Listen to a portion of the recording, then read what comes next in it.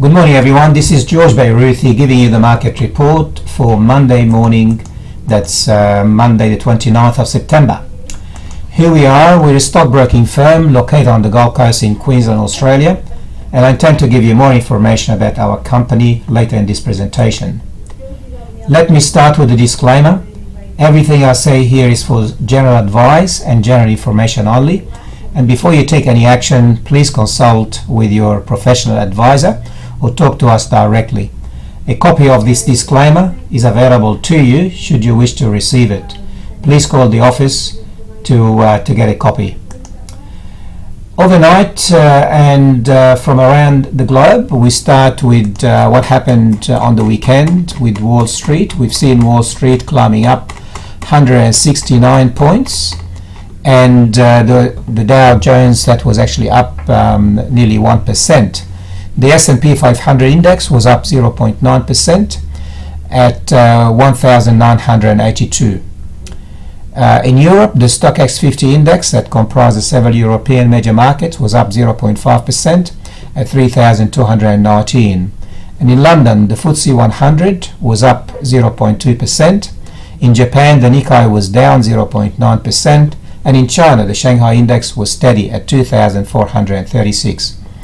Gold was trading at $1,218 per ounce, down $3 on the weekend. Silver closed this morning at $17.60, up 10 cents. And over the full week, gold was up $3 and silver was down 14 cents. 1 ounce of gold will buy you 69 ounces of silver, which is the highest ratio for several years. Question is, gold is too expensive or is silver too cheap? Question is, that's of course the $64 question.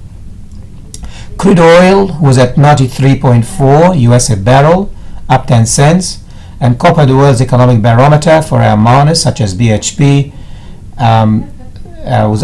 copper was actually at 303.5, and iron ore, which is important for our miners such as BHP, Rio, Atlas Iron and Fortescue, fell 1% at 78.6 US a ton.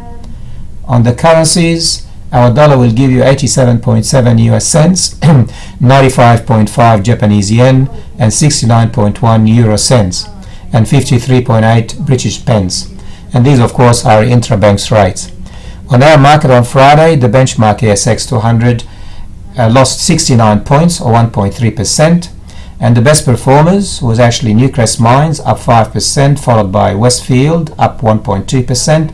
The worst performers were actually Leighton Holdings, down 4.6%, followed by BHP and Westfield, both down 3.7%.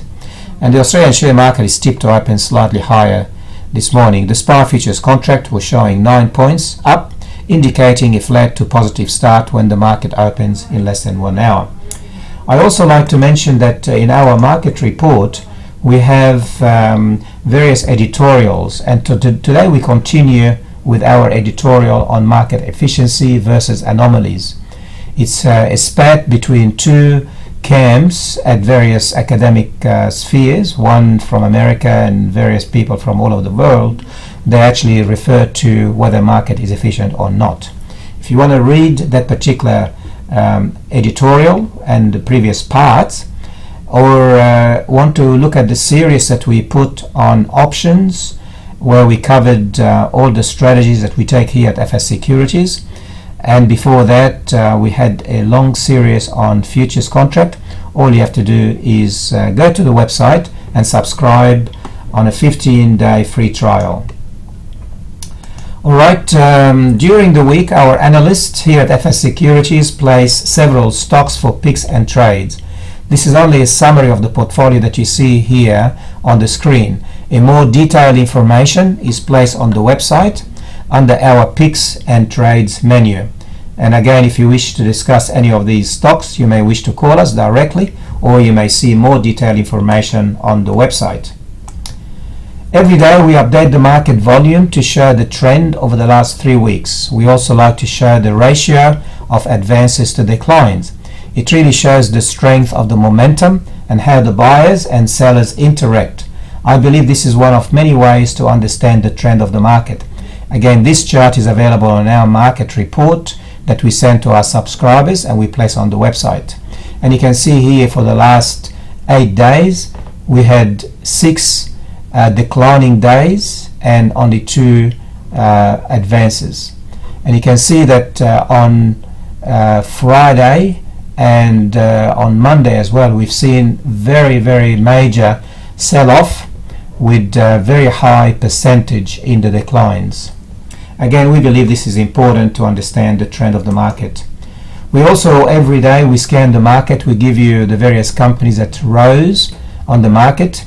Riva Medical went up by 70% from it went up by 10.5 cents to 25 cents. Medusa Mining went up by 9%, and so on. Northern Star up by 4.7%. All that because gold was up. LSA Gold, another good company, AQG, went up by 3.2%. All the way down to JB Hi-Fi, which was was up less than 1%. We also like to give you the companies with high volume. You can see that BHP Billiton had 16 million shares traded. We're down to nearly 2% on Friday. Westpac was down nearly 1%. IAG down 1%. Telstra was also down nearly 2% with very high volume.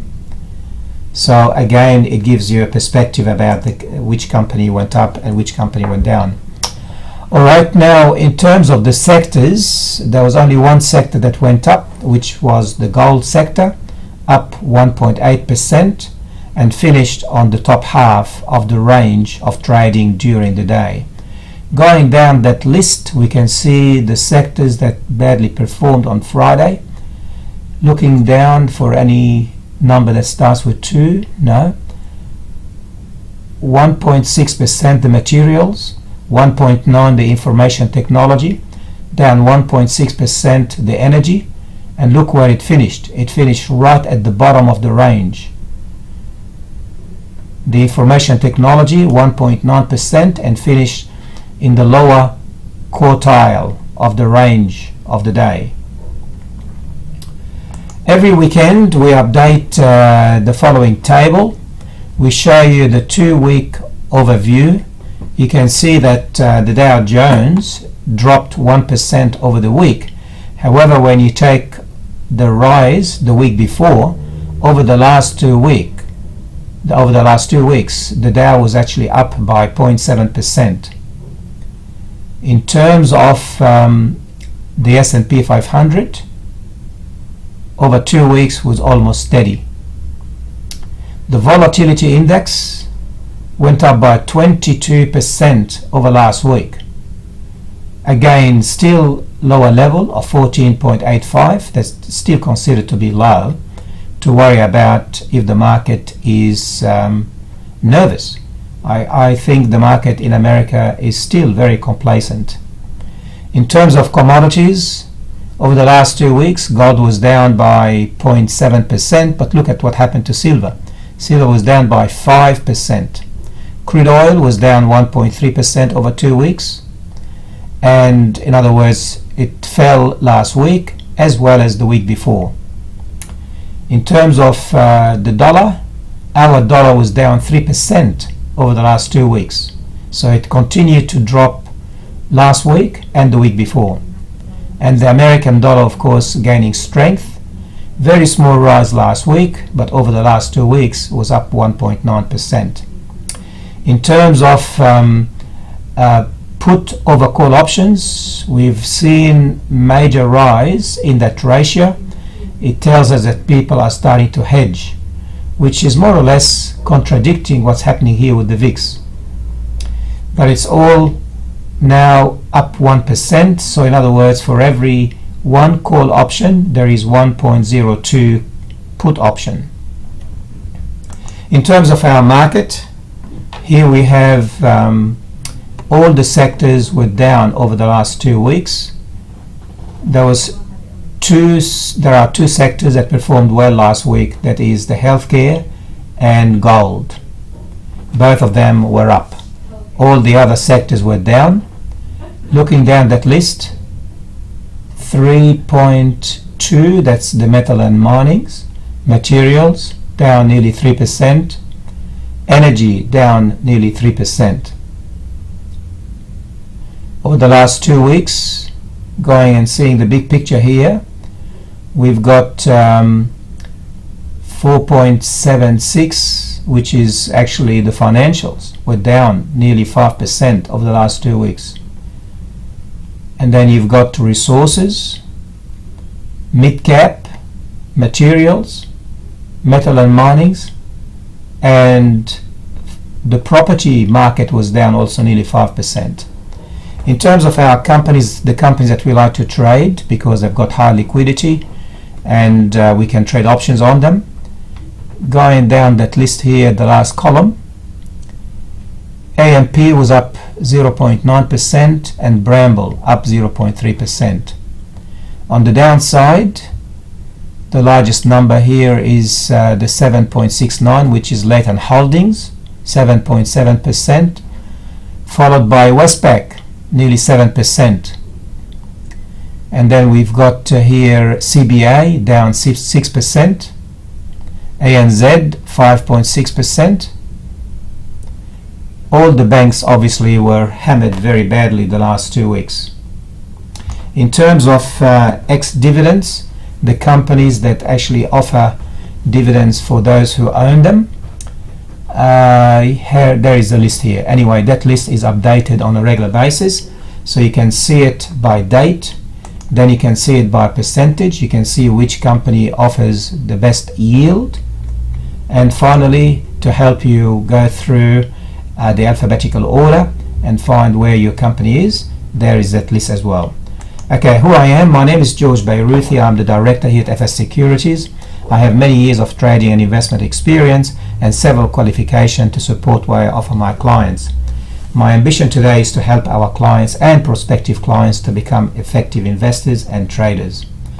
Here we are, as I mentioned, we are a stockbroking firm here on the Gold Coast in Queensland. We are fully licensed.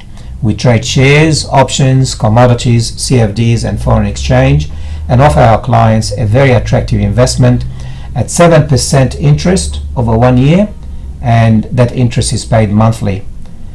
Or you can actually go for 3 years and get 9% interest paid monthly. We're also financial planners and cater for all your financial needs. How to reach us? 61 for Australia, 7 for Queensland, 5630-4141, or you can call my mobile. I'm available to take a call 7 days a week. There is my mobile phone number, 61-411-259526. You can write to me at george@fssecurities.com.au, or once again I encourage you to visit our website, and if you're not a member, you can register for a 15-day free trial. We can see all our tutorials, all our education webinars, many charts and information, even our current results, daily recommendations and daily scans. Finally, have a good day.